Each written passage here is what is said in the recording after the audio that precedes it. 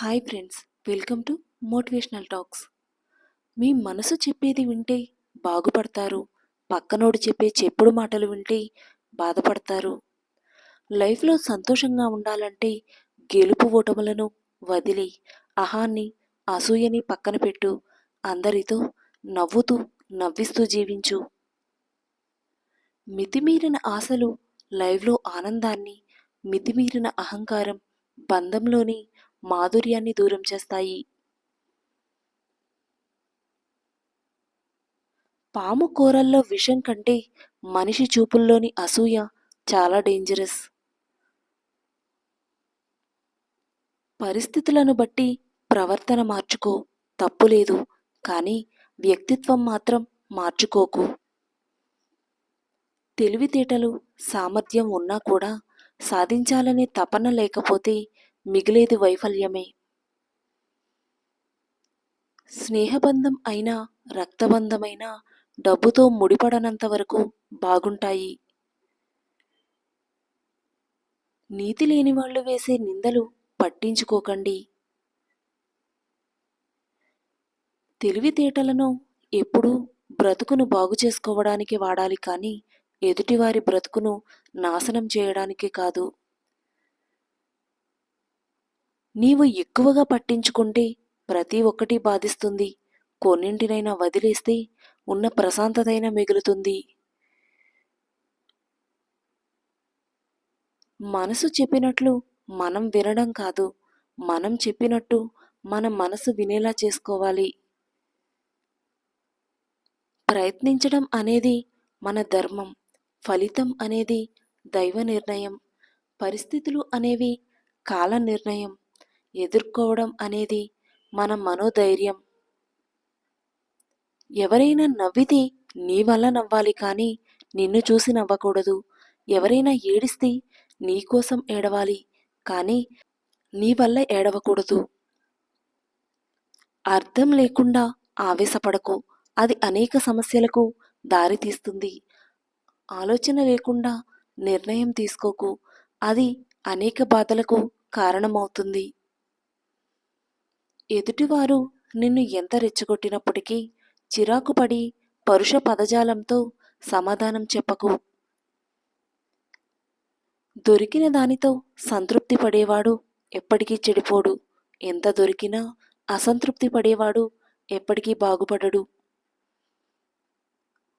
ఎదుటివారి మాటలు విని నిర్ణయించుకునే ముందు ఒక్కసారి నీ మనసు కూడా ఏం చెబుతుందో విను. రెయిన్బో అనేది ఒకేసారి 7 రంగులను చూపిస్తుంది, కానీ మనిషి మాత్రం టైమును బట్టి ఒక్కో రంగును బయటికి చూపిస్తాడు. పట్టుపరుపులపై పడుకుని కూడా నిద్ర రాక అవస్థలు పడే ధనవంతుడి కంటే కటిక నేలపై పడుకొని గాఢ నిద్రపోయే పేదవాడు మిన్న. పులి ఎప్పుడైనా పులిలాగే జీవించాలి, లేకపోతే ప్రతి అడ్డమైన గాడిదకు అలుసైపోతుంది. రంగు, రూపాయి ఎప్పుడూ శాశ్వతంగా ఉండవు, కానీ చక్కని బంధం, స్వచ్ఛమైన స్నేహం ఎప్పుడూ శాశ్వతంగా ఉంటాయి. కాళ్ళు తడవకుండా సముద్రాన్ని దాటలేము, అలాగే కళ్ళు తడవకుండా జీవితాన్ని దాటలేము. నీకు ఉన్న సత్తాను బట్టి నిన్ను నీవు అంచనా వేసుకుంటావు. నీవు చేసిన పనులను బట్టి ఇతరులు నిన్ను అంచనా వేస్తారు. ఒక బంధం బాగున్నప్పుడు అన్ని విషయాలు నీకు చెబుతారు. అదే ఆ బంధం చెడినప్పుడు నీ విషయాలు అందరికీ చెబుతారు. ఇదే ఈ లోకం తీరు. 100 మంది 100 రకాలుగా చెబుతారు. అవన్నీ పట్టించుకుంటే నీకున్న ప్రశాంతత కోల్పోతావు. కాబట్టి నీ అంతరాత్మ ఏది చెబితే అది చెయ్యి, ఎందుకంటే అది ఎప్పుడూ నిన్ను మోసం చేయదు. మంచిని శత్రువు చెప్పినా వినండి, కానీ చెడుని మిత్రుడు చెప్పినా వినకండి.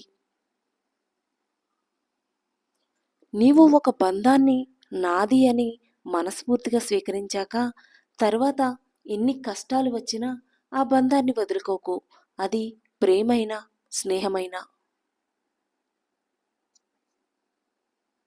వాడుకోవడం తెలిసిన వాళ్ళకి వదిలించుకోవడం కూడా తెలుస్తుంది. ఎదుటి వారిలో తప్పులు వెతకడమే పనిగా పెట్టుకుంటే బంధువులు, ఫ్రెండ్స్ ఎవరు మిగలరు. ఎవరిని తప్పు పట్టవద్దు, నిందించవద్దు. ఎవరి పరిస్థితులు వారివే. ఉన్నత లక్ష్యాన్ని సాధించాలంటే తాత్కాలిక ఆనందాలను త్యాగం చేయాలి.